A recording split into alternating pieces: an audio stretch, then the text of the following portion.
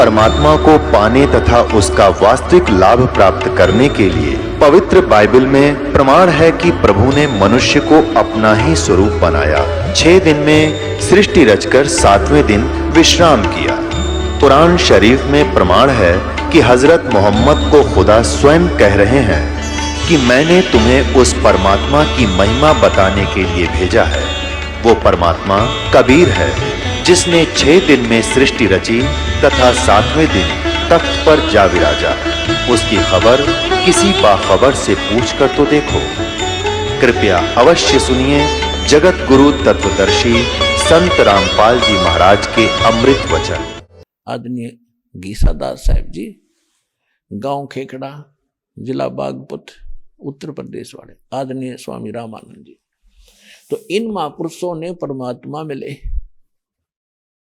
और उन्होंने उस परमात्मा से परिचित होकर उस लोक को देखा और फिर हमारे को बताया, लेकिन हम नहीं समझ पाए। हम बालक थे, हमारी बुद्धि इतना काम कर नहीं थी उस समय, क्योंकि हम शिक्षित नहीं थे। और शिक्षा आपके लिए अब तो बनेगी, एक बार तो ये अभिशाप बन गई हमारे लिए। ये दास देख रहा है, क्योंकि दास को मालिक ने सब जगह देखा। ऐसे समय में जन्म दिया कि हमने पिछला जमाना भी देखा, जिसमें कितनी शांति होती थी, गांव में कितनी शांति थी, कितने प्यार से रहते थे, एक दूसरे की इज्जत कैसी होती थी। अब बच्चा माँ बाप के सामने कोई उल्टा बोलता नहीं देखा। बालक दूसरी बात है, बड़े होने के बाद इतनी लज्जा करा करते एक दूसरे बड़े छोटे की। रिश्तेदारों में कितना प्रेम था। अब ब्याह पाछा हो है, तलाक पहले होले है। वह पीछे होता बच्चों का, मुकदमा पहले दर्ज हो जाता है तलाक का या दहेज का, कि जीवन है कोई। हम बगैर ज्ञान के गलतियां कर रहे हैं। सब एक परमात्मा के बच्चे हैं, हिंदू मुस्लिम सिख ईसाई कोई भी हो। ये जितने जीव हैं सभी परमात्मा के बच्चे हैं। हम किसी को सताते हैं, दुखी करते हैं तो भगवान दुखी होता है। चाहे आप किसी को करते हो, चाहे चींटी हाथी को बेमतलब, वैसे आपको कोई हानि पहुंचाने की चेष्टा करता, जैसे हिंसक जानवर है, उनको डंडा मार दिया उसको और वो किसी कारण से मर जाता, तो वो भी कोई आपको पाप नहीं। लेकिन जानबूझ कर उसने जाकर ही मारे, सांप ने या किसी अन्य भेड़ को, बैठी हो बिच्छू को, जानबूझ नहीं मारे। आपको काटने की चेष्टा कर रहा है तो उसको बचाओ में बेशक मार दो उसको, उसका दोष नहीं है वो, क्योंकि काल ने बड़ा ऐसे दिया, हमारे का आपस में लड़ा दिए। लेकिन बेमतलब किसी को सतावा नहीं, चाहे आपको कितना दुखी कर ले कोई, जब तक पार बसा उसको तंग नहीं करे। प्रतिशोध की भावना खत्म करो, तब हम आगे बढ़ेंगे, आप सफल होगे। परमात्मा कहते हैं जैसे आपको कोई गलत भी बोलता है, उसे ज्ञान नहीं, वो तो साकेट आदमी है, अपने बाप ने भी ऐसे ही बोलता होगा। कहते साकेट का मुख बंबई है और निकले वचन भुजंग, और ताकि औखद मौन है, विष नहीं व्यापे अंग। अब साकेट का मुंह वो तो बंबई है, बंबई में तो सांप पे निकले, सर्प बंबई है बिल से, और फिर वो तो सर्प निकलेंगे तो काटेंगे आपको। उसके वचन तो काटने वाले ही होंगे, आपको दुखी ही करेंगे। उसकी औषधि बताई है, मेडिसिन बताई है कि चुप रहे, बोल रहे नहीं, उसने जवाब नहीं दे, ताकि औखद मौन है, फिर उसका जहर आपके असर नहीं करेगा।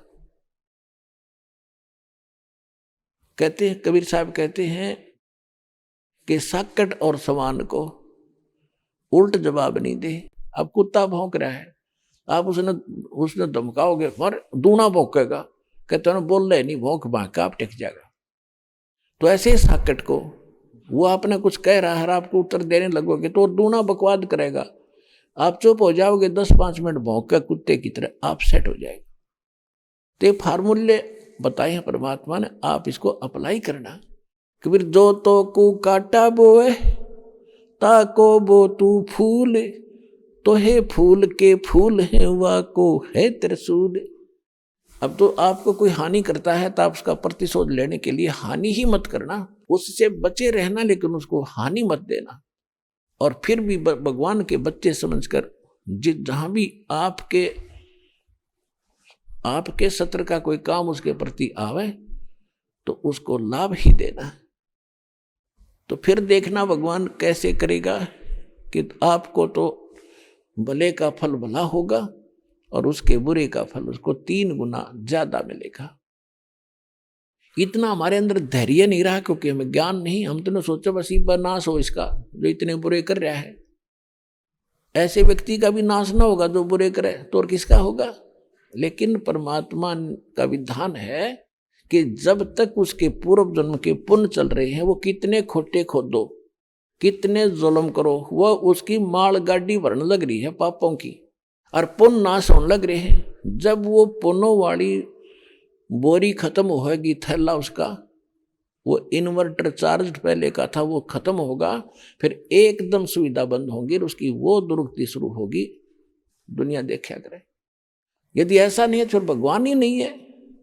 भगवान है तभी तो हम उसके पीछे लगे, और भगवान है तो उसके प्रत्येक वचन का पालन करके इस भक्ति रूपी सफर पर आप बढ़ोगे तो निर्बाध आगे चले जाओगे, चलते रहोगे। नहीं तो आप उलट्ठम लट्ठा होकर वहीं फिर खड़े रहेंगे हम।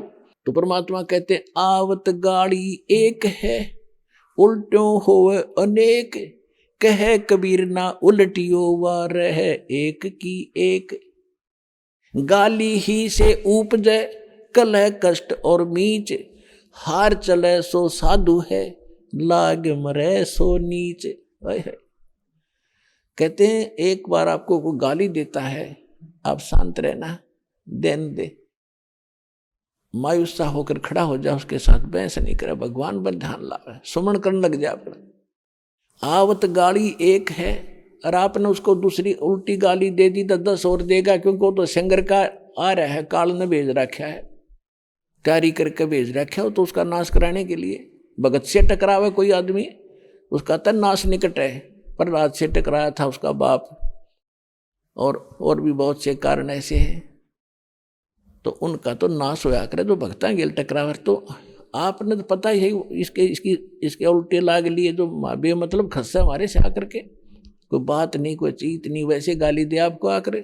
तो कहते हैं आवत गाली एक है और उल्टोगे तो हो जाएंगे अनेक, और कह कबीर ना उल्टियो, गाली मत दियो उससे, वह रह जाए एक की एक, वही टिक जाएगा फिर वो।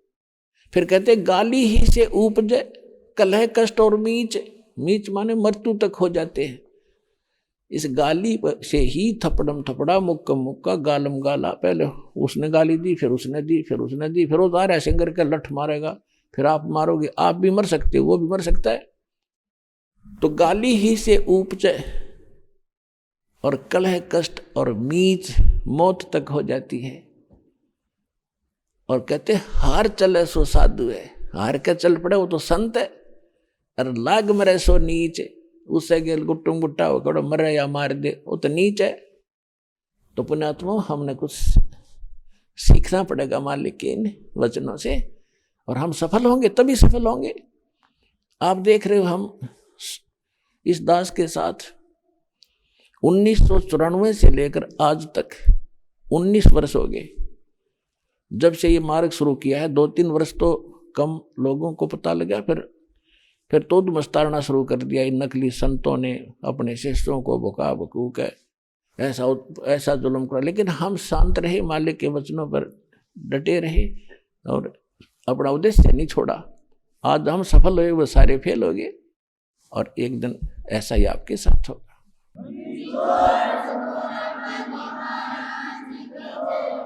तो इस प्रकार हमने परमात्मा के इस मार्ग पर चलने के लिए कुछ परमात्मा के दिए हुए फार्मूले लाने पड़ेंगे, तभी हमारी प्रॉब्लम सोल्व होगी, अन्यथा हम फेल हो जाएंगे।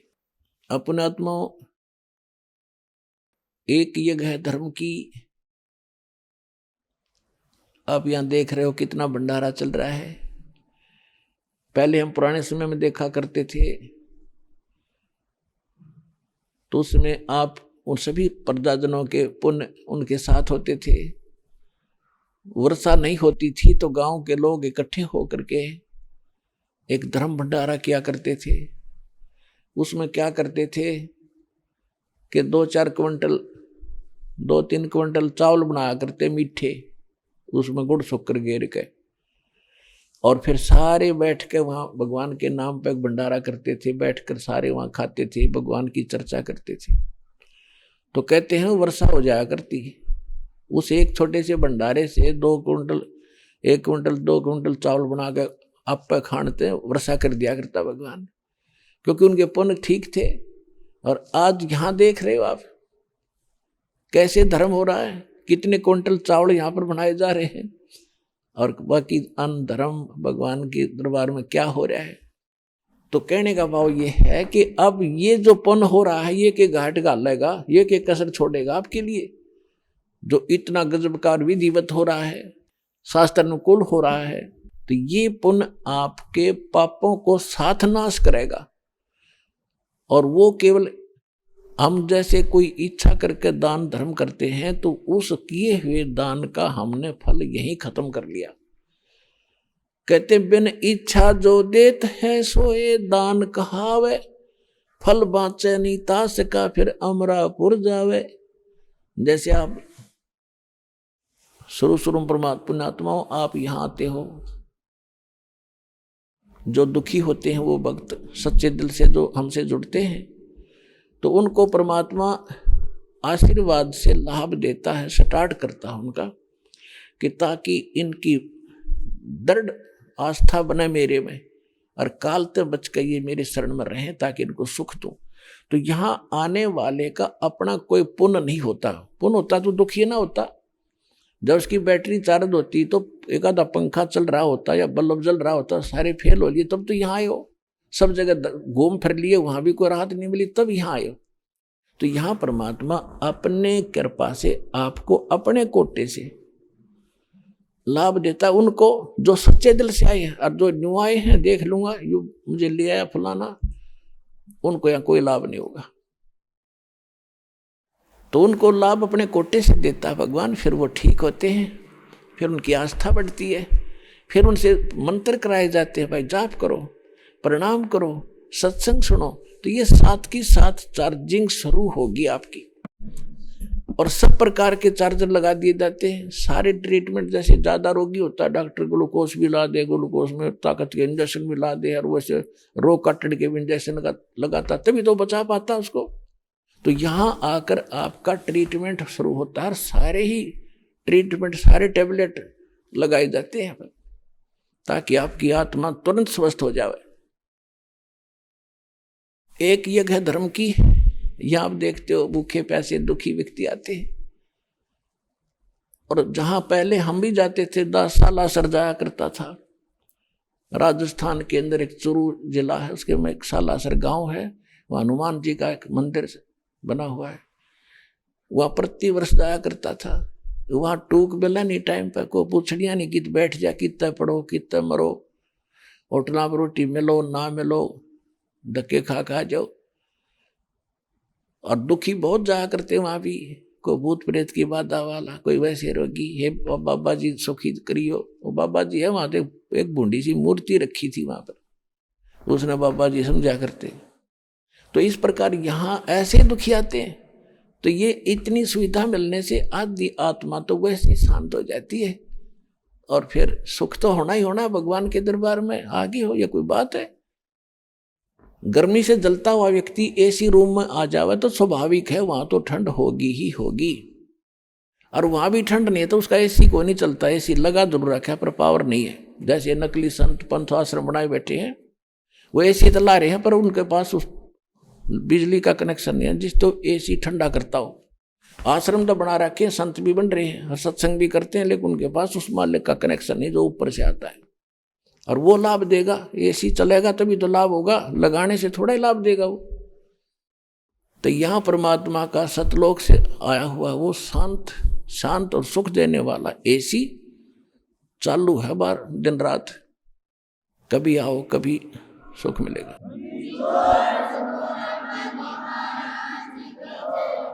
एक यज्ञ है धर्म की, और दूसरी यज्ञ है ध्यान। जब आपको यहाँ बुलाया जाता है, आपको प्रतिबंधित किया हुआ है कि 4 महीने में एक बार अवश्य आना पड़ेगा। देखो पुण्यात्माओं, बच्चा स्कूल जाता है, और अध्यापक यदि वो 1 दिन 2 दिन लगातार नहीं आता है तो अध्यापक उनके माता पिता को संदेश भेजता है कि या तो अपने बच्चे को भेज देना, ये फेल हो जाएगा, मेरी जिम्मेवारी नहीं है। और हम एक रोजी रोटी के लिए अपने बच्चों को 18-20 वर्ष तक फ्री छोड़ देते हैं बेटा, और धन भी लगाते हैं। तब वो केवल एक रोजी रोटी ही तक का जुगाड़ कर पावा तो कर पावा, ना भी हो। या सभी जो शिक्षा ग्रहण कर रहे हैं सारे नौकर नहीं लग सकते, और सभी एक जैसा उद्देश्य लेकर पढ़ रहे हैं, और उनको मिलना उनकी किस्मत ही मिलनी है। और परमात्मा के लिए हम जितना भी समय और धन व्यय करेंगे आपका व्यर्थ नहीं जाएगा। कबीर कमाई आपनी कदे न निष्फल जाए, 7 समुद्र आडे पड़ो वो मिले अगाऊ आए। धर्म तो धसके नहीं है, धसके तीनों लोक, खैरायत में खैर है कीजिए आत्मपोख। धर्म का नाश नहीं होगा चाहे तीनों लोकों का नाश हो जाएगा। परमात्मा से प्रश्न करते हैं कि एकम एका होएगा ये विनसेंगे कैलासे, धरती अंबर जावेंगे तब कहाँ रहेंगे तेरे दास। एकम एका होन दे और विनसन दे कैलासे, जो सतनाम आश्रित है वो मुझमर है मेरे दास। जो मेरी भक्ति करते हैं, मेरे पर आश्रित हो गए हैं, वो मेरे पास रहेंगे। उनको ऐसे रखूंगा जैसे प्रहलाद को अग्नि में बचाया। अग्नि का क्या गुण है? फूकना, जला देना। प्रहलाद नहीं जला, तो ऐसे मेरे भक्तों को रखूंगा। ये तो नाश तो होएगा लेकिन मेरे भक्तों का नाश नहीं हो सकता। हमारा भक्त पिछोड़ी होई तो हमारा नाम ना लेवे कोई, फिर भगवान का नाम और निशान खत्म हो जाएगा। धर्म तो धसके नहीं, धसके माने नाश नहीं होगा धर्म का। और धसको तीनों लोक, खैरायत में खैर है।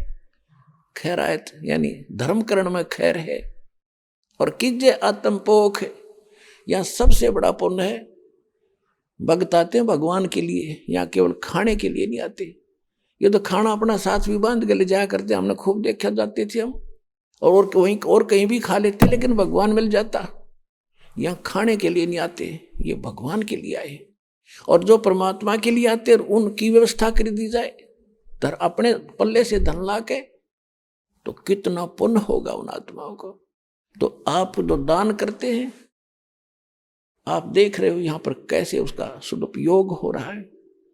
दास अपने घर से 2-4 कुर्ते पजामे लेकर आया था, और भगत आप पे दे दे एक आधा कुर्ता पैंट पजामा पैंट की को वो डाल लेता हूँ, और बाकी टोटली पैसा परमात्मा का, परमात्मा के बच्चों पे प्रयोग हो रहा है। आप यहाँ देख रहे हो 5-5 क्विंटल घी का तो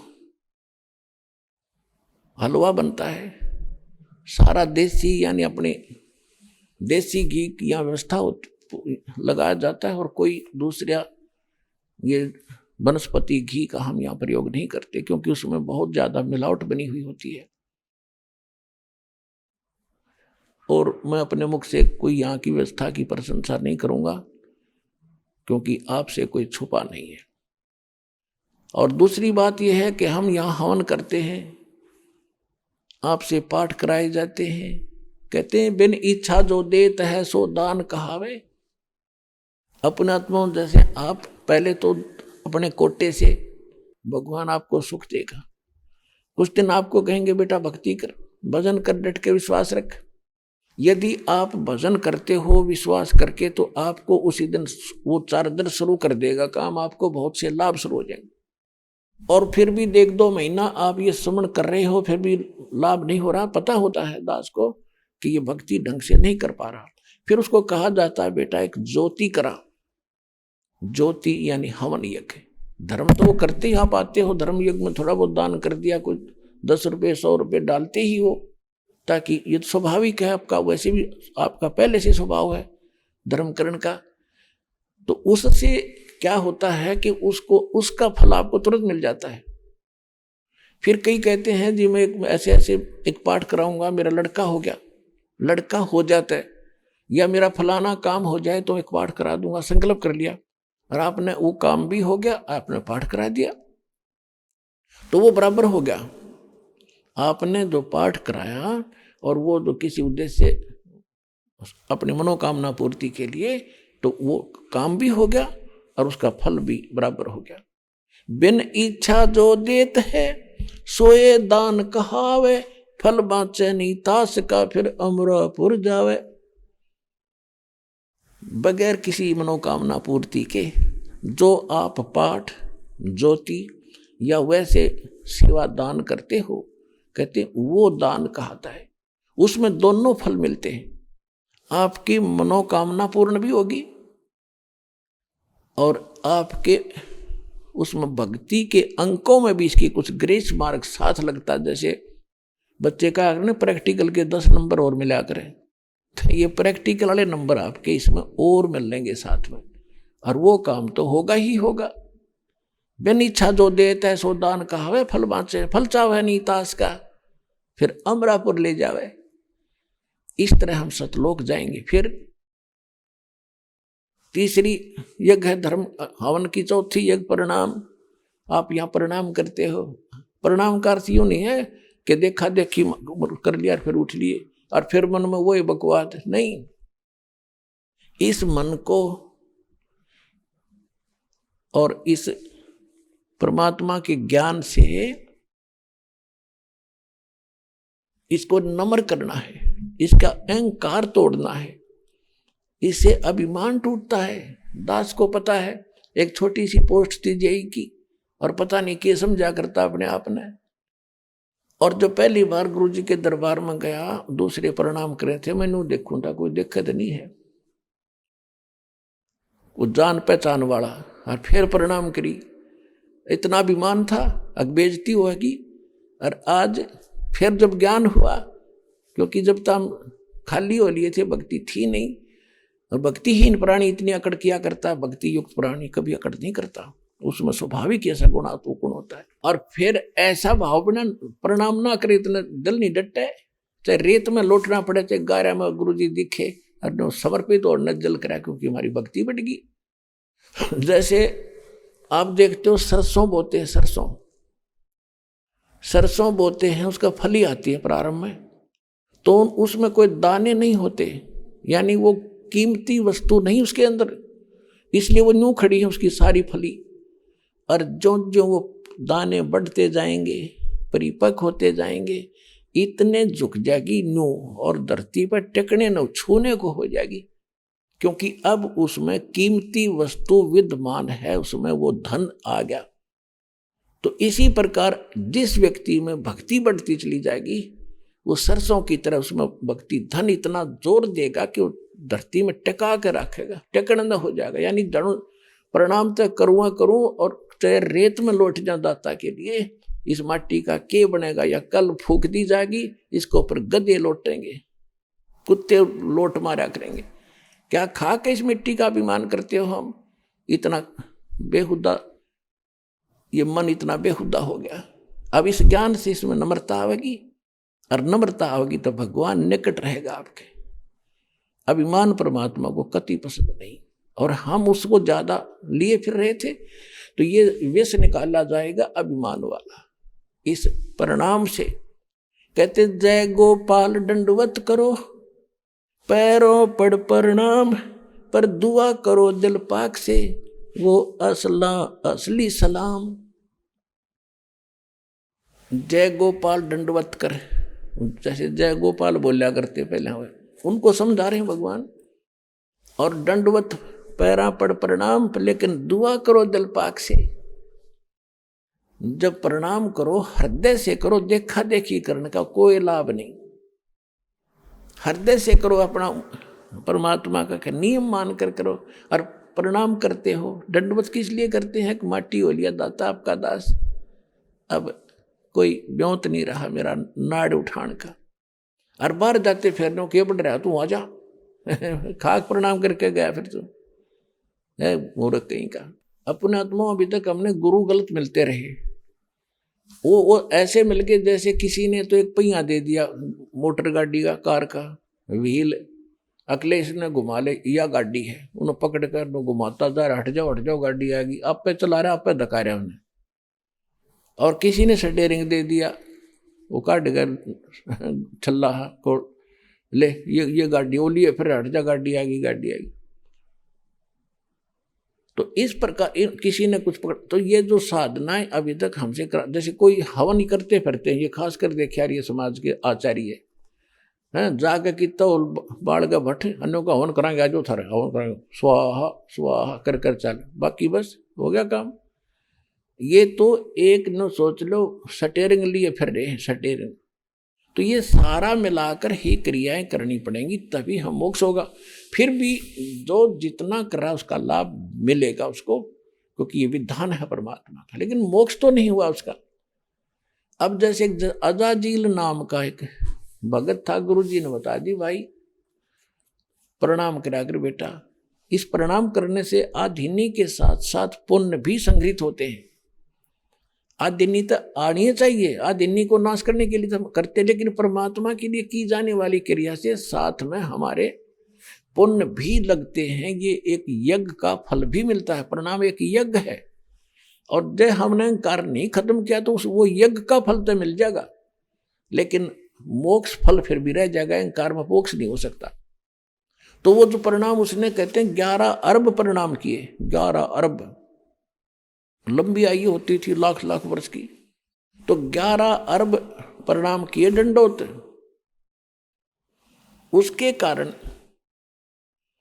उसके अंदर इतने भक्ति यानी वो पुण्य इकट्ठे हो गए, वो विष्णु लोक में गए। वैसे तो पुण्यात्मा सारा खेल परमात्मा कबीर जी का है, सारी लीला उसकी है, वही खुद करते हैं। वो 1 मिनट में पता नहीं कहाँ कैसी रचना रच ले। जैसे आपको कल बताया था सत्संग में कि वीरदेव सिंह बघेल नाम का एक बादशाह था, वो शिकार खेलन गया था, उनको बहुत दूर निकल गए, कुछ जल मिला नहीं, आहार मिला नहीं, सेना सारी साथ, और भूखा मरे प्यासा 5 मिनट में मर जाता। परमात्मा ने एक पहाड़ के ऊपर इतना गजब का सरोवर बना दिया, और वहाँ फल फूलों से भरे पूरे बाग लगा दिया, और सारे खाया पिया नहाए धोए तोड़ कर भी चल पड़े। मुड़कर देखा वहाँ ना कुछ, ना सरोवर था ना वो बाग था, टक्कर मारी उसने परमात्मा के चरणों में। तो ये ऐसे भगवान है। तो ऐसे ही उस मालिक ने लीला तो खुद ही करते हैं, सभी भगत उसी के हैं, उसके बच्चे उसी के हैं। तो क्या किया परमात्मा ने, लेकिन ये कुछ पौराणिक कथा है, हम उसी तरह बताएंगे तो आपका जल्दी समझ में आएगा। तो ये विष्णु जी के लोक में पहुंच गया। ये परमात्मा स्वयं ही अपनी अलग व्यवस्था करके उसको समझाने की चेष्टा करते हैं, और वही सब का फल देते हैं। गीता अध्याय नंबर 15 के श्लोक नंबर 17 में स्पष्ट किया है कि उत्तम पुरुष तु अन्य परमात्मा इति उदाहरत है, यह लोक त्रयम् अविश्य विभर्ति अवैश्वर है। वो सब का धारण पोषण वही करता, सबको संभालता वही है। जैसे नरसिंह रूप धार के स्वयं परमात्मा आए थे, और बाद में विष्णु जी का रूप दिखा दिया, प्रहलाद राज्य हो गया क्योंकि वो भगत उसका था। अब ये है सोशल सिद्धर मैं करूं अपने धन के काज, ताकि भक्ति में आस्था इनकी बनी रहे। तो आज तक ये विष्णु विष्णु करके कम से कम भक्ति तो करते रहे। जब प्रहलाद मारा जाता तो राम में लेने नाम में लेने नहीं पाओ किसी उस मालिक का। तो इस आज के इस प्राइम टाइम के लिए भगवान या भक्ति बचा के लाए, आपकी आस्था बनी रही। अरे भी ये विज्ञान ये शिक्षा इसलिए ना दी थी भगवान ने कि नास्तिक हो जाएंगे मेरे बच्चे। अब आप देख रहे हो उन दास देख रहा है, हम थोड़े ही दिनों के बाद यानी 1960 के बाद हम समझन योग्य हुए, 9 साल के हो गए थे। उसके बाद हम देखते हैं कि लोग नास्तिक हो रहे हैं। कहाँ रखा, किसने देखा भगवान? विज्ञान कहाँ तक पहुंच गई। तुम एक दिन दास एक हमारा भक्त है पूना के अंदर, वहां से आ रही थी, मेरे साथ एक और भक्त था, जहाज के द्वारा। हम जहाज में बैठे, तीन की सीट थी, वह एक और आगे बैठ गया यंग सा लड़का। जहाज जब चला तो हम अपना मंगलाचरण करते हैं, जैसे घर से निकलते हैं या गाड़ी में बैठकर गाड़ी चलने लगती है तो सभी मंगलाचरण करते हैं। हम अपना मन में मंगलाचरण करने लगे। तो जब हमने वो पूरा कर लिया तब वो कहता है, आप क्या कर रहे थे? भगवान से अर्जी कर रहे थे, हमारी मंगल कामना कर रहे थे। हम नहीं बोले कुछ भी, मैं कहने दे भी बोल लेंगे जी पता नहीं क्या कह दे बालक है। अरे वाह भाई वाह, आज के युग में चांद पर चंद्रमा पर जा लिए हैं लोग, और तुम अभी भगवान को ही मान रहे हो। हम नहीं बोले साकेट का मुख बम्बई है, निकलने वचन भुजंग, ताकि औखद मौन है वैसे नहीं व्याप पाएंगे। क्यों, एक तो जवानी और फिर यह विज्ञानी, दो दोष उसमें। तो इस प्रकार हम ये नास्तिक बना दिए इसने, और भगवान इसीलिए इस विष को हमारे निकट नहीं आने दिया 4 युग तक। अब ये आया है तो अब इसका समाधान साच करेगा, ना तो नाश हो जाता। अब 30-40 साल के अंदर आप कितना जुल्म हो गया। इस दास ने 1977 में सर्विस ज्वाइन करी थी। उस समय महकमों में ये कहा करते थे कि पूरे एक महकमे के अंदर, जैसे सिंचाई विभाग में, कि फलाना अफसर, फलाना एससी सुपरिटेंडिंग इंजीनियर रिश्वत लेता है और कोई नहीं लेता। और 1995 में दास ने सर्विस छोड़ी थी। उस समय ये कहने को रह गया था कि वो एक एससी रिश्वत नहीं लेता, बाकी सारे लेते। बताओ कहां तक बिजली गिर गई। इस शिक्षा ने हमारी डिमांड बढ़ा दी, कोठी बनावांगे, कार लाएंगे, बच्चों को अच्छी शिक्षा देंगे, उनको ये कर दें। जो काम करने का था भले आदमी वो कर लो। अब इसमें ये सुविधा क्यों दी, अकाल क्यों नहीं गिर रहे, कैसे नीचे से पानी निकालने की सुविधा भगवान ने दी कि ऐसी आत्माएं हो तुम, आपके लिए परमात्मा ने सुविधा करनी इसलिए पड़ी कि ये भक्ति कर लेंगे। अब जैसे हमने देखा हमारी माता चाकी पीछा कर का कीता ही सारी लायक के आटा 2 घंटे में जाकर 2 किलो गेहूं पीछा करते, और 2 घंटे लगी रहती। फिर चारा काटा करते पशुओं का, ऐसे हाथ से मशीन चला चला कर, और मुश्किल से 2 घंटे में जाकर 4 पशुओं का चारा मुश्किल से होता था। और अब मालिक ने ऐसी टेक्निक दी, मालिक ने दिया है दिमाग, ये माइंड, और बटन दबा दे, घर घर में चाकी छोटी छोटी बना दी, पीछो। अब हम उस समय को जो व्यर्थ हमारा जाता था, परमात्मा ने चलाई तो यूं थी कि चाकी चला दो और माड़ा हाथ में ले लो, भक्ति कर लो। नहीं पहले वो समय लागे रहे थे घसट पसट में, कदे वो मोटिया आटा आ गया, कदे छोटा हो गया। तो ऐसे ही परमात्मा ने सुविधाएं जो आपको दी है। पहले हमने देखा गेहूं निकाला करते थे फसल काट के, 1-1 महीने में 50-100 मन गेहूं मुश्किल से सेट होया करते। ऊपर पशु घुमाए जाते, 1 एकड़ का झाड़ का छड़ा काट के पीछे बांध लेते, उसमें घुसाए जाते। हमने खुद कर रखे वो काम, हमारे पैर कट जाया करते थे उसमें घूमते घूमते। जब जाके कि तो गेहूं निकला करते, अरे 2 घंटे में काट लाऊं 100 क्विंटल गेहूं ने। तो वो समय जो बच गया कहाँ प्रयोग कर रहे हैं, राजनीति के गप्पे मार के, या कि तो टीवी पर आंख पाड़े देखे रहेंगे, बकवास सुनेंगे, या कि तो ताश खेल लेंगे। तो अब उस समय का सदुपयोग करना आपने, जो भगवान ने आपको ये अच्छी सुविधाएं दी है, ये इसलिए दी है कि मेरे बच्चे भी मालिक बचेंगे। और हमने टेंशन बढ़ा ली गणी, भजन करने के लिए टेंशन कम होनी चाहिए, तो हमने परंपराएं बढ़ा दी, थोड़ी सी सुविधा होगी। फिर ब्याह शादी में और बच्चा होने पर जलवा पूजे, कुआ पूजे, जो पूजन की चीज थी वो तो पूजते नहीं, कुआ पर माथा मारने जाए बता। तो इस प्रकार ये कहने का भाव ये है कि इस शिक्षा ने हमें कहां से कहां जा छोड़ा। अब जो मालिक ने आपको आवश्यक थी वो चीज दे दी, आपको जरूरत थी इलेक्ट्रॉनिक मीडिया की, घर बैठे आप अपना भगवान का सत्संग सुन सकते हैं। आपको आवश्यकता थी मोबाइल फोन की, चिप डालो, इसमें मेमोरी कार्ड डालो और मालिक की आरती शुरू करो, मंत्र कर लो, कभी प्रवचन सत्संग सुन लो। यानी सारा दिन इस माइंड को ब्योजी रखे ना, ये तो भूत है यू मन। एक बाबा जी था, उसने अपने चेले को एक विद्या सिखा दी और उसने कहा बेटा मेरी अब्सेंस में इस विद्या को प्रयोग मत करना। वो कहने लगा ठीक है गुरुजी। एक दिन गुरुजी कहीं चले गए, उसने सोचा गुरुजी ने जो विद्या बताई है उसने देखते लूं वह कारगर भी है कि नहीं। उसने बाद में वह प्रयोग कर ली, तो उसके सामने एक जंद प्रकट हो गया, भूत जंद। और वो कहने लगा बोलो जी आदेश दो मुझको।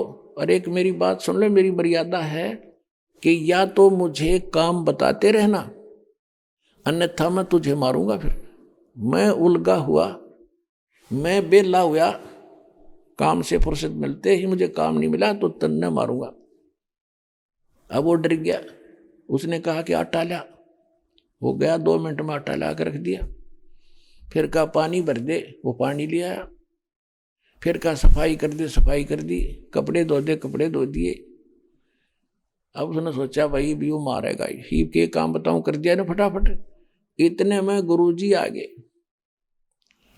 और देखा गुरुजी भाग के पैरों में गिर गया। गुरुजी मुझे बताओ बताओ क्या हो गया? कि ये जंत मेरा पीछा पड़ गया, कि तेने वो विद्या प्रयोग कर ली? हाँ जी, गलती बन गई। चलो भाई, करते दी इतने गलती पर एक काम करे। इसने यूं कह दिया कि एक बांस ले आवे लंबा। ने बोला बांस लिया, वो बोले आया, बांस फट गई। तो गुरुजी बोले इसको कह दे इसमें जमीन में गाड़ दे सीधा। उन्होंने गाड़ दिया, बाकी ऊपर नीचे थोड़ा 2-4 फुट नीचे गाड़ दिया। फिर अब इसको कह दे इस पर चढ़े जा, उतरे जा। जब मुझे जरूरत होगी तो बुला लूंगा।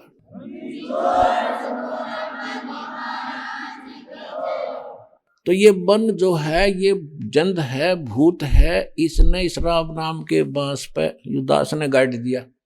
अरे इस पर चढ़ाए जाओ और उतरे जाओ। इसको ऊपर लाए रखना इस मन को, ना तो ये भूत है तुमने और कितना जाने कित ले जाएगा उठा के, ना वहां के को बंद करवा दे, आपको दुखी रखता। काम हो तो इसने बुला ले, यानी अपने काम धंधा कर ले, फिर राम नाम पे, इस राम नाम के बांस पे इसने चढ़ाए रखे, तब यो जीण देगा तुम्हें और काम भी खूब करेगा, ऐसी बात नहीं। तो इस प्रकार हमने ये जो करना था इस विद्या से, अपरमात्मा को ने आपको वो चीज देनी थी वो दे दी। अब ये वैज्ञानिक कितना घूमते रही हो, चांद दिन न छाण मारा, मंगल ग्रह पे न धक्के खा लिए। ये तो खाली खोखे पड़े, कख नहीं, कितने दर धक्के खा लिए। और वहां चले भी, वहां मान ले जाने में इनको कम से कम 10 वर्ष लगते हैं, और वहां कुछ पा भी गया तो वहां कौन गड्ढेगा? के करेंगे उधर जाके, उन्हें रहने देंगे कोई वहां वाले? ये तो स्वर्ग के अंदर है, जो यहाँ से काफी दूर है, इनकी मशीनरी वहां नहीं जा सकती। और वहां देवताओं की टेक्निक इनसे बहुत तगड़ी है, इनको रास्ते में खत्म कर देंगे। तो वहां जाने का तरीका ये है। और हमने इनके स्वर्ग में जाना ही नहीं है, तो सारे खोखे एक दिन सब नष्ट होंगे, वहां जाकर भी वापस आना पड़ेगा। तो हमने वो स्थान खोज लिया है जहां भगवान बताया करते थे, तो वहां चलो सारे, तुम सभी वहीं थे। एक भगत कह रहा था जी सारे वहां चले गए, नाम लेने से पहले इसकी पत्नी नाम ले लिया। और वो नौका जी सारे सतलोक चले जाएंगे तो यहाँ कौन रहेगा? थोथा मुंह करके मैं बोला चांद पर रह ले, वो भी खाली पड़ा। मंगल ग्रह सारे खाली पड़े, एक खोखा यो भी घूमता रहेगा, पत्थर खाली, तुमने शर्म मारना इसका, अरे कोई सुख है? और कल ये एक दिन इस पर पूरे पर प्रलय होगी, कोई नहीं रहेगा, तब कौन रहेगा यहाँ पर? न बोला किसने देखी है? बता, ये भी न कौन समझाओ किसने देखी है? तो ये बातें सारी सत्संग से सेट होंगी, किसने देखी है, इसमें कितनी सच्चाई है। जब भगवान ने बताई और संतों ने देखा और फिर बताया, तो यह सारी सच्ची है, इसको मानने पार पड़ेगी, हमने मानना ही पड़ेगा। तो कहने का भाव यह है कि हम नास्तिकता की ओर चल पड़े,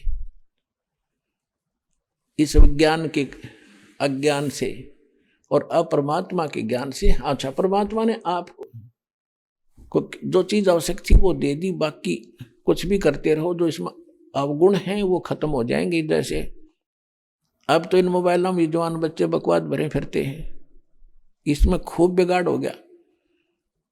अब जिन बच्चों को हमने खूब देखा था, जब शादी योग्य जब तक नहीं होया करते बेटा बेटी, तो कोई विकार या बकवादे उनको देखने सुनने को भी नहीं मिलती थी। अब बच्चा समझन जोगा होते ही, और ये यूट्यूब और ये मोबाइल फोन जब चलाना सीख ले, चाहे उसने कख ना आता हो अपने पढ़ाई का, इसने जरूर सीख ले, और जब ढूंढ ले कोई बकवाद भरी है। तो बिगाड़ काल ने तो कति नाश करने के लिए कोशिश की थी, लेकिन दयाल ने अब इसका सदुपयोग बताया है। अब इसका सदुपयोग करेंगे हम, छोटे छोटे बच्चे आरती लाया करेंगे, कान में लीड ला दे मामा मम्मी मंत्र करूंगा, अब वो वाले मंत्र करें और वो सुने बकवास दूसरे वाले, तो वो सारे ही आएंगे फिर भगवान के दरबार में। इस ज्ञान को समझेंगे तो उनका भी उद्धार होगा। बुराई आप पर जी नहीं करा फिर करने, ये देखने भी दिल नहीं करेगा आपको, ये बकवास दें टीवी फिल्म इनके अंदर ये सब खत्म हो जाएंगे। तो इस ज्ञान से, अब विज्ञान ने तो हमारे को ये बकवास दी और तत्व ज्ञान इन सब का नाश करके हमें भगवान देगा, इससे हमें ज्ञान मिलेगा। अब पुण्यात्माओं, हमने परमात्मा की हर एक बात को स्वीकार करना होगा, तब हम आगे बढ़ेंगे। कहते हैं परमात्मा से क्या मांगना है? साईं इतना दीजियो जामे कुटुंब समावे, हम भी भूखे ना रहे अतिथि ना भूख जावे। हे दाता, इतना अपने दास को देते रहना, हम भी भूखे ना रहे, और कोई हमारे द्वार पे अतिथि आ जावे तो वो भी परमात्मा भूखा ना रहे। और पुण्यात्मा, इससे अधिक यदि हम मांगते हैं तो फिर हम भगत नहीं रहे, हम तो जगत के भाव को देखकर मांग रहे हैं। अब पुण्यात्मा, आज की जो आवश्यकता है क्या भगवान से छुपी है? जैसे जिस समय नरसिंह जी ने परमात्मा के कहने से अपनी सारी संपत्ति दान कर दी और जंगल में झोपड़ी डाल कर बैठ गया, लेकिन फिर भी अब इतना ज्ञान हो गया, उस समय ज्ञान नहीं था, फिर भी वो परमात्मा में आस्था बनाए रखने के लिए हमारे लिए भगवान ने एक ऐसा अनमोल उदाहरण दिया। नरसिंह जी की एक बेटी थी, बेटा था नहीं और धन गणा था।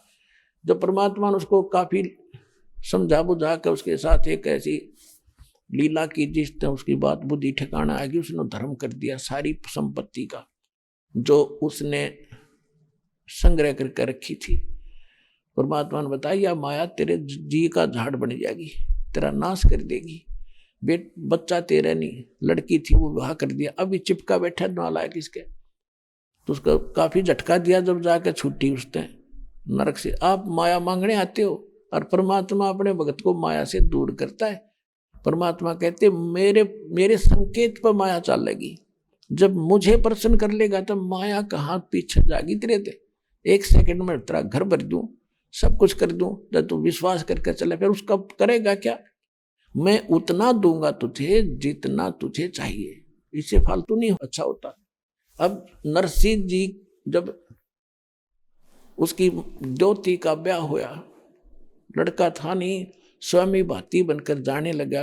एक टूटी सी गाड़ी, 10-12 भगत बैठे उसमें 16। तो तब उसने भगवान आगे स्वयं मालिक, क्योंकि वो कृष्ण जी का पुजारी था, बाद में भक्तों ने उनको कृष्ण ही मान लिया। एक मिस्त्री का, जैसे लक्कड़ मिस्त्री होते हैं, जोड़े में आरी लंबी सी कसोले, वो बसोले से और सारा कुछ ले रहे, और कहने लगा भाई गाड़ी वाले मुझे भी बैठा ले, मैं तेरे साथ, मुझे भी आगे जाना है। उसी रास्ते में नाम बता दिया किसी गांव का। नरसिंह जी ने कहा जी बैठ तो लो, इससे कोई इतराज नहीं मिस्त्री जी, पर ये तो कंडम है, ऐसे लगता कि रास्ते में रह जाएगी, हमने भी पैदल ही जाना पड़ेगा। तब भगवान ने कहा कि मेरे तो क्या छुपा है भाई। तो यहाँ कहते हैं, एक यहाँ अपने लोकल लैंग्वेज में एक उनकी भक्ति का एक शब्द बना रखा है, गाड़ी आले मन बैठा ले, एक बेहो गाड़ी था भाई मैं हार लिया। भगवान आके खड़े हो गए कि एक गाड़ी वाले गाड़ी रोको, मुझे भी बैठा लो, मैं थका हुआ हूं। नरसिंह जी जब न्यों बोले, ये गाड़ी मेरी पुरानी है। नरसिंह जी जब न्यों बोले, गाड़ी मेरी पुरानी है। प्रभु जी जब न्यों बोले, के मेरे ते छानी है। अब दास जो आपको बताना चाहता है, इतना ही बताऊंगा कि भगवान नरसिंह भगत कह रहा था कि मेरी ता गाड़ी टूटी फूटी पुरानी सी है भगत, बैठा तो लूंगा मैं, नाटता नहीं, पर ये सफल नहीं हो गया। तो भगवान ने बोले क्या मेरे से छुपा है, तुझे क्या दुख है? और फिर वह 1 मिनट में गाड़ी सेट कर दी और खुद ड्राइवर बन गया। बैलों को बैला पर हाथ फेर दिया, तगड़े हो गए, बूढ़े बूढ़े दे रखे थे, मांगे ला रखे थे किसी तरह, और जा छोड़ा पल में उतर के चल पड़े, अगले भाई भगतो तुम जाओ, मेरा काम आ गया। जब उन्होंने देखा रहा इतना सफर इतने समय में तय कर दिया, उतरे कि ये तो मालिक थे। तो कहने का भाव ये है कि साईं इतना दीजियो जा मैं कुटुंब समावे, हम भी भूखे ना रहे अतिथि ना भूखो जावे। अब जैसे आज वर्तमान की आवश्यकता है, भगवान ने तो ये टेक्निक विज्ञान और कलयुग बनाया है, तो कलयुग में मशीन से ही सारा कुछ होगा। तो वो मशीन भगवान के लिए कोई बड़ी नहीं है जो अपने भुगतान दे दे। किसी को मोटरसाइकिल की आवश्यकता है, किसी को कार की ही आवश्यकता है, केवल किस लिए? थोड़ा बहुत अपना रोजी रोटी के लिए, या बाद में मालिक के सत्संग में आने ले जाने के लिए बच्चों को। इसलिए मांगोगे तो घर घर में खड़ी कर देगा आपके, न्यारी न्यारी सत्कर्मा लड़।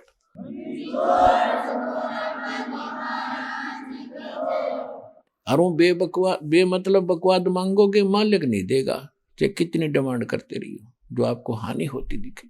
तो परमात्मा से हम कुछ मांगेंगे तो क्या उसने छानी है, क्या छुपा उससे? हमारी आवश्यकताएं, हमारी डिमांड, हमारी विपत्ति उस मालिक से छुपी नहीं। ये भाव था दास का ये कहने का। तो इसके लिए एक थोड़ा उदाहरण, एक परमात्मा ने जो लीला करके दिखाई, उसको हमने भी कुछ अपने जीवन में ढालना पड़ेगा। अब परमात्मा यही ज्ञान सुनाया करते थे जो दास सुना रहा है, और उस समय मालिक के साथ इतना विरोध हुआ था। हिंदुओं के धर्म गुरु आचार्य शंकराचार्य और ब्राह्मण संत मंडलेश्वर विरोधी हो गए। यो कबीर झूठा है, कपटी है, हमारे हिंदू धर्म का नाश करता है, वेद और गीता पुराणों के विरुद्ध ज्ञान दे रहा है। उधर से मुसलमानों के काजी मुल्ला पीर वो भगवान के दुश्मन हो गए। खूब कोशिश की उनको जान से मारने की, झेरे कुएं में डाल के ऊपर से मिट्टी डाल दी, परमात्मा बाहर बैठे पाए। सरसों का तेल का कढ़ाई उबाल के उसके अंदर डाल दिया गया, मालिक को कोई असर नहीं हो रहा था। और राजा सिकंदर लोधी ने उसमें उंगली डाल के चेक करना चाहा कि कबीर जी बैठे हैं और उबल रहा है तेल सरसों का, जब ये नहीं जल रहे तो मुझे क्या दिक्कत होगी, चेक करने के लिए। क्योंकि उसके धार्मिक गुरु पीर शेख तकी ने यह कह दिया था कि राजन इसने तेल की तासीर ठंडी कर दी, जादूगर है इसलिए ना जल रहा। उस अपने पीर के विश्वास पर उसने डाल दी उंगली, जितनी उंगली तेल में गई थी कट के न्यारी होगी, जल गई, इतना तेज गर्म था, और बेहोश होकर गिर गया राजा।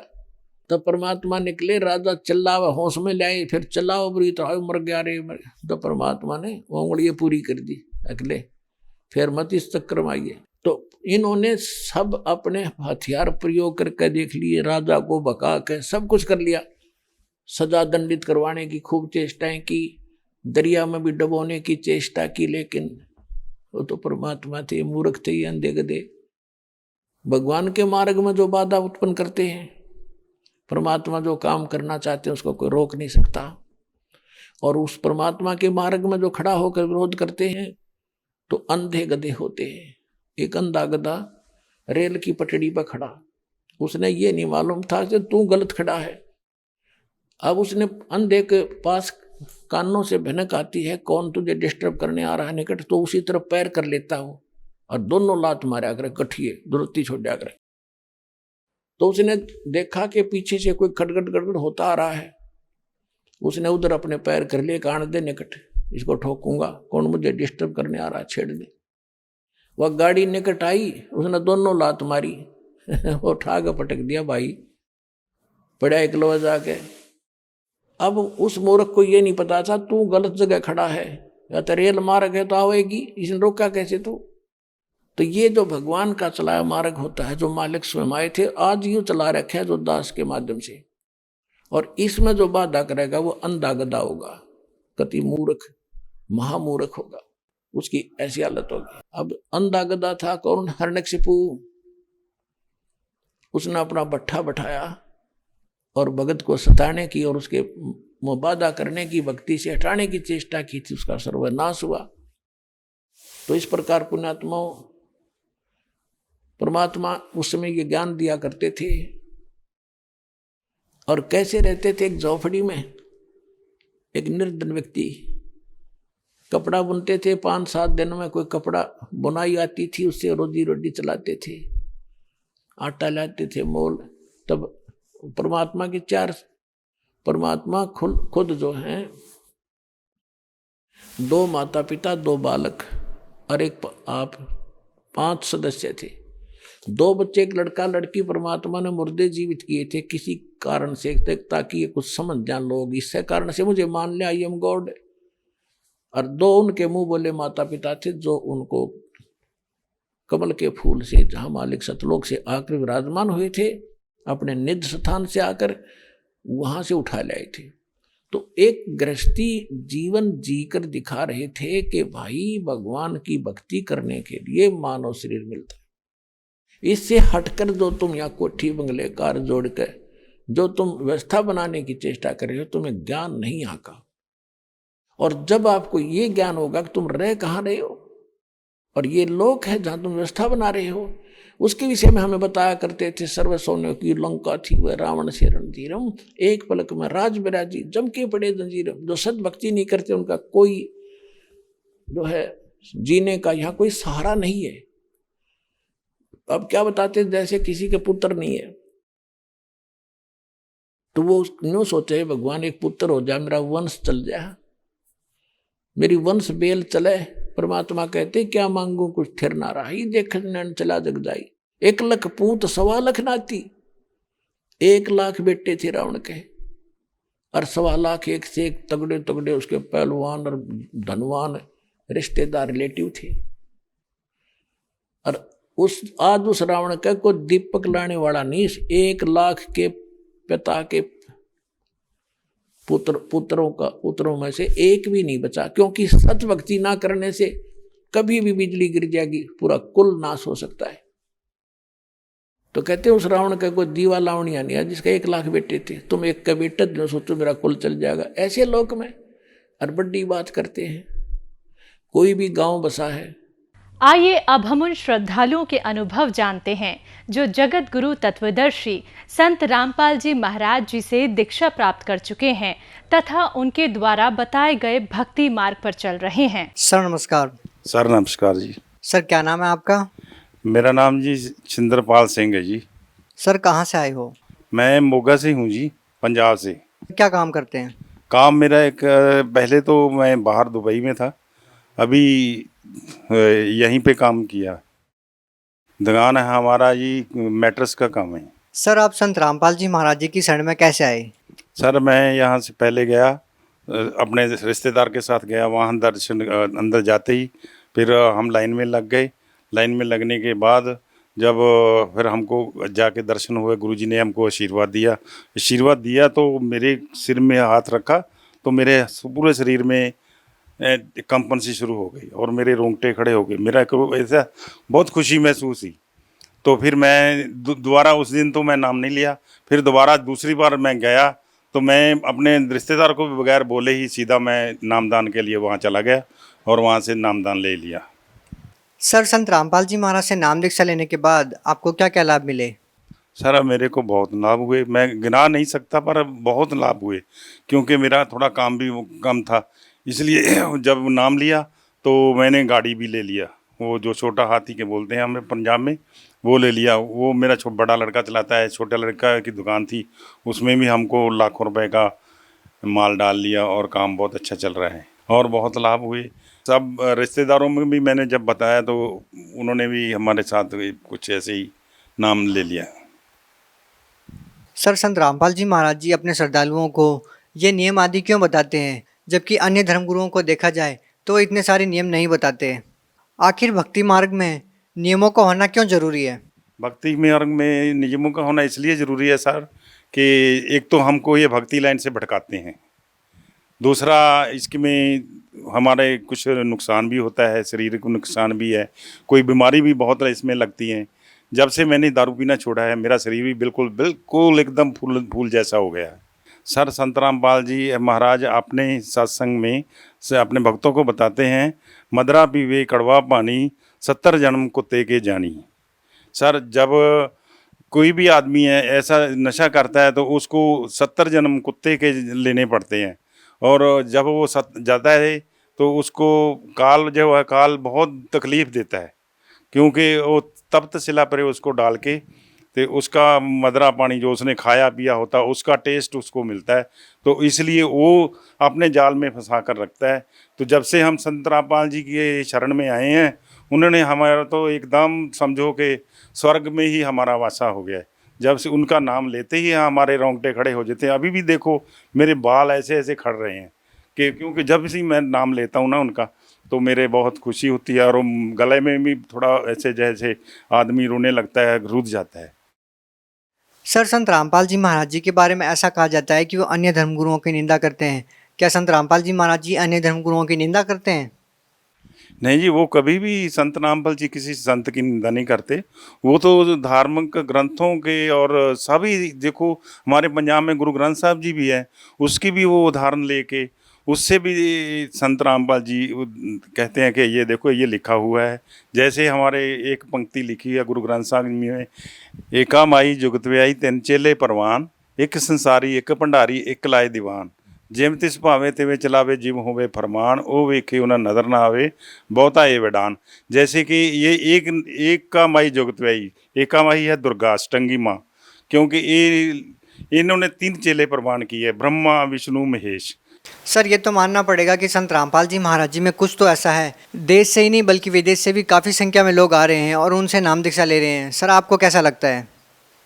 इससे भी जानकर बहुत खुशी होती है जी, क्योंकि वो उपदेश ही ऐसा है कि और कोई किसी भी धर्म में ऐसा उपदेश नहीं देते। वो सिर्फ किताबों का ज्ञान देते हैं, कोई किसी की एग्जाम्पल दे दिया, कभी किसी की एग्जाम्पल दे दिया, लेकिन ये तत्वदर्शी ज्ञान हमको पहली बार संत रामपाल जी से ही मिला है।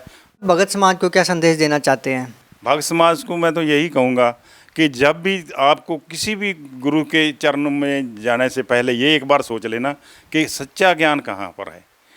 ये नहीं मैं कहूँगा कि आप आओ, मैं ज्ञान को सुनो, ज्ञान को समझो, फिर आपको पता चलेगा अभी ठीक है वाकया यही अच्छा ज्ञान है और दुनिया में दूसरा ज्ञान ही नहीं है। सर आज संत रामपाल जी महाराज से नाम दीक्षा लेना चाहते हैं, वो उनसे नाम दीक्षा कैसे ले सकते हैं?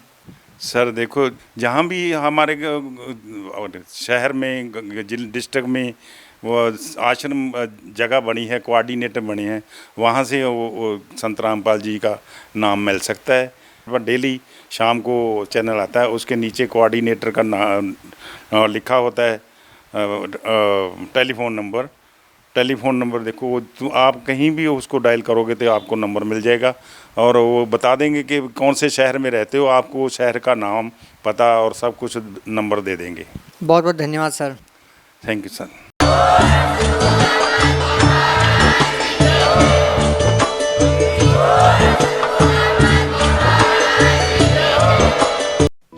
आप सुन रहे थे जगत गुरु तत्वदर्शी संत रामपाल जी महाराज के मंगल प्रवचन। अधिक जानकारी के लिए संपर्क करें